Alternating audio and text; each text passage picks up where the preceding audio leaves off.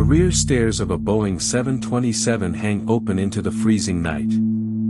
Somewhere over the black forests of the Pacific Northwest, a man steps into a howling void of wind and rain. He carries a parachute on his chest and a bag holding $200,000 in cash. Then the air stair swings shut behind him, and he is simply gone. Minutes earlier, he had been the calmest passenger on the flight. He wore a dark business suit, a skinny black tie, and sipped a bourbon and soda while the aircraft circled. He had passed a flight attendant a note claiming he carried a bomb. When she thought it was a lonely man flirting, he leaned in and quietly told her to sit down. He asked for money, 4 parachutes, and a refuel. He got all of it. Then he ordered the crew to take off again and vanished into a thunderstorm. His name, or the name he gave, was Dan Cooper. And no one has ever proven what happened next. It was the day before Thanksgiving, November 24, 1971. At Portland International Airport, a middle-aged man in a raincoat paid cash for a one-way ticket to Seattle. He gave the name Dan Cooper. Boarding Northwest Orient Flight 305, he took seat 18C near the rear of the cabin, lit a cigarette, and ordered a drink. He seemed like no one worth remembering. Shortly after takeoff, he handed a note to flight attendant Florence Schaffner. Inside his briefcase, she glimpsed a tangle of red cylinders and wires. His demands were precise: $200,000 in $20 bills, for parachutes, delivered on landing in Seattle. He spoke softly, politely, almost gently. He never once raised his voice. The airline agreed to everything. As other passengers assumed a mechanical delay, the plane circled Puget Sound for 2 hours while the money was gathered. But here is the question that would haunt investigators for decades. Why did a man clever enough to plan all this ask for 4 parachutes, when he only needed one? At 5:39 p.m., Flight 305 touched down in Seattle. Cooper let all 36 passengers go free, along with 2 of the flight attendants. In exchange, a bank employee delivered the cash and the parachutes across the tarmac. The money was heavy, 21 pounds of bills packed into a knapsack. Cooper never flinched, never showed a trace of nerves. Then came his flight plan, and it was extraordinary. Fly to Mexico City. Keep the aircraft below 10,000 feet. Wing flaps at 15 degrees, landing gear down, cabin unpressurized, at the slowest speed the jet could safely hold. He knew exactly how to turn a passenger jet into a machine slow enough to jump from. This was not a desperate man. This was a man who understood aircraft. The 727 lifted off again into the storm with only the pilots and 1 flight attendant left aboard. Cooper ordered her into the cockpit and told her to shut the door. Alone in the darkened cabin, he lowered the rear air stair himself, something engineers swore could not be done in flight. And the 4 parachutes? He took only 2. He left the others behind, as if daring them to find him.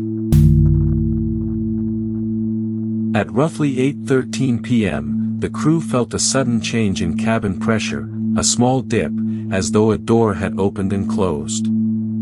It was the only trace of the moment. Somewhere over the rugged wilderness south of Seattle, in near freezing rain and darkness, Dan Cooper stepped off the air stair and fell into the night. He had no light, no map, and a storm raging around him. 2 Air Force jets shadowed the flight, but no one saw a parachute open. When the 727 landed in Reno, Nevada, the stairs were still down and the cabin was empty. Left behind were a black clip-on tie, a mother-of-pearl tie clip, and 8 cigarette butts. That was all. The man had taken the money and simply erased himself from the sky. The FBI launched one of the largest manhunts in its history, codenamed Norjak. Agents combed the forests of southwest Washington on foot and from the air. They questioned informants and chased down lookalikes across the country. Yet the deeper question grew heavier with every empty search.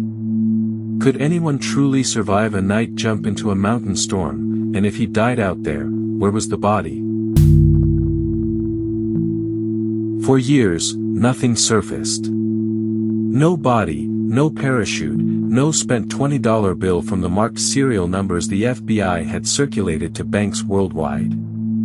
It was as if the wilderness had swallowed the man whole. Then, in February 1980, on a riverbank called Tena Bar along the Columbia River, an 8-year-old boy named Brian Ingram was smoothing sand for a campfire. His fingers uncovered 3 bundles of decaying $20 bills, softened and rotting, still held together by rubber bands. The serial numbers matched the ransom exactly. Nearly $5,800 of Cooper's money had finally reappeared, 9 years later.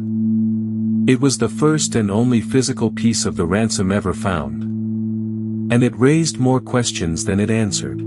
The money lay miles from the presumed drop zone, buried in river sediment, not forest soil. Geologists argued the bills arrived years after the hijacking, carried by the water. Some saw proof that Cooper drowned or died on impact, his loot scattered downstream. Others saw a clue that the official flight path was simply wrong. The sand gave up a fortune, but it refused to give up the man. For 45 years, the FBI chased him. They investigated well over 1,000 suspects, from paratroopers to airline mechanics to a convict who confessed on his deathbed. One man's family found an old parachute and a strange journal. Another suspect had a name almost too perfect, a French comic book hero named Dan Cooper, a fictional airman who parachuted through adventures. But every promising lead dissolved into the fog. In 2016, the FBI quietly closed the case. Officially, they concluded that Cooper most likely did not survive the jump, that no experienced skydiver would leap into a storm at night, in a business suit and loafers, with a non-steerable reserve chute. And yet the black tie he left behind still holds microscopic particles of rare metals, hinting at a man who worked around aircraft or titanium. The answer feels close enough to touch, and still it slips away. He remains the only skyjacker in American history never caught, never identified, never found. Not a bone, not a bill in circulation, not a single confession that ever held. Somewhere between the open-air stair and the forest floor, Dan Cooper became something larger than a criminal. He became a question the sky refuses to answer. He jumped into the storm, and the storm kept it secret.